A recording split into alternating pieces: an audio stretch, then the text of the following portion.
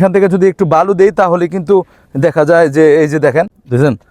আসসালামু আলাইকুম ভিউয়ার্স, আমি এত দূর থেকে এখানে আসার একটাই কারণ যে এই পাহাড়টা দেখা। আসলে পাহাড়ে কোনো মিরাক্কেল নাই, এইখানে কোনো মিরাক্কেল নাই। এটা সাবেক শেখ হাসিনা সরকারের সময় কিন্তু সাদা পাথর থেকে কিন্তু আপনার এই পাথর উত্তোলন বন্ধ করে দিয়েছিল, যেহেতু ক্ষমতাশীল সরকার থাকাকালীন সময়েও কিন্তু পাথরটা উত্তোলন বন্ধ করে দিয়েছিল।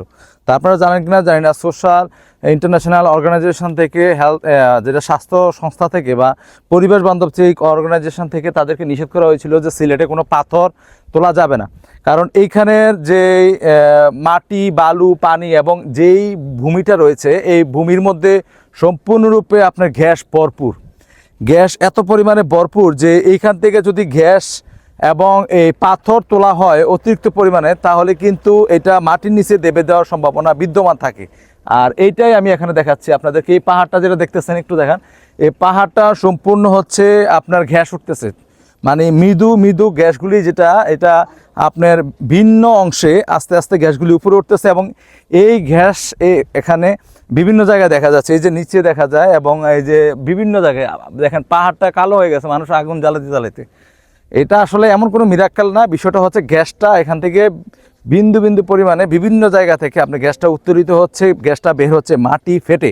আর এই গ্যাসটাই এখানে দেখানোর চেষ্টা করতেছি যে এটা আরও অনেক ভিডিও রয়েছে। তো এখানে ক্ষুদ্র ক্ষুদ্র অংশে গ্যাস বের হয়, একটু সামনে আসেন।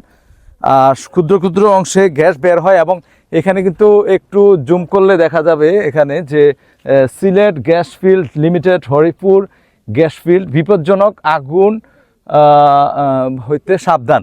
এবং এটা কিন্তু আরও বড় বিপজ্জনক যে কোনো সময় কিন্তু এখানে বিস্ফোরিত হতে পারে এবং যে কোনো সময় বড় কোনো দুর্ঘটনা ঘটার সম্ভাবনা বিদ্যমান রয়েছে। তো এইসব স্থানে আসলে তেমন না আসাই ভালো এবং এইসব এলাকা থেকে দূরে থাকাই সবচেয়ে উত্তম। এবং এই পাহাড়টা যদি আমি দেখাই, একটু পিছিয়ে যান, পাহাড়টা যদি একটু দেখায়, পাহাড়টা কিন্তু আপনার যেটা আছে খাস বাংলা বলা যায় যে চাল যেটা আছে, একটা পশমও নেই। গাছগুলি যেগুলো আছে এগুলা সম্পূর্ণ গাছগুলি কিন্তু পুরো ছাই, একদম ছাই হয়ে গেছে। রৌদ্র তারপর প্রচণ্ড পরিমাণ আজকে আমি ব্লগটা বানাচ্ছি। তো এই এরিয়াটাতে একদম ক্ষুদ্র ক্ষুদ্র অংশে প্রচুর পরিমাণে আপনার গ্যাস উঠতেছে চতুর্দিকে। এবং শুধু যে এইখানে তা কিন্তু না, এখানে আপনার এই পাহাড়টা জুড়ে পুরোটা এরিয়ায় আপনার গ্যাস উঠতেছে এবং এই গ্যাসে এই যে দেখেন গ্যাস উঠতেছে এবং এখানে গ্যাস কিন্তু আপনার রাত্রে আসলে কিন্তু আরও সুন্দরভাবে দেখা যায় যে একদম ছড়ায় ছিটিয়ে থাকে। এখনও কিন্তু গ্যাস আছে এবং আগুন উঠতেছে, কিন্তু স্থানে স্থানে আগুন উঠতেছে। একটু বালু দিলে, আপনি এখান থেকে যদি একটু বালু দেই তাহলে কিন্তু দেখা যায় যে এই যে দেখেন এটা যে মানে বিভিন্ন জায়গায় একটু একটু একটু একটু একটু করে গ্যাস নিচ থেকে নির্গত হচ্ছে, যার কারণে এখানে দেখা যাচ্ছে। তো পিছনে পড়ে যাবেন, সামনে থাকেন, পিছনে পড়ে যাবেন, সামনে থাকেন। তো যার কারণে এই এরিয়াটাতে, পুরো এরিয়াটাতে, শুধু এইখানে না পুরোটা অঞ্চল জুড়েই গ্যাস ধীরে ধীরে উঠছে। তো আসতে পারেন, যদি মন চায় বেড়ানোর জন্য আসতে পারেন, দেখতে পারেন পরিবেশটা কেমন লাগে। ভালো থাকেন, সুস্থ থাকেন, পরবর্তী ভিডিওর জন্য অপেক্ষা রাখেন। আসসালামু আলাইকুম।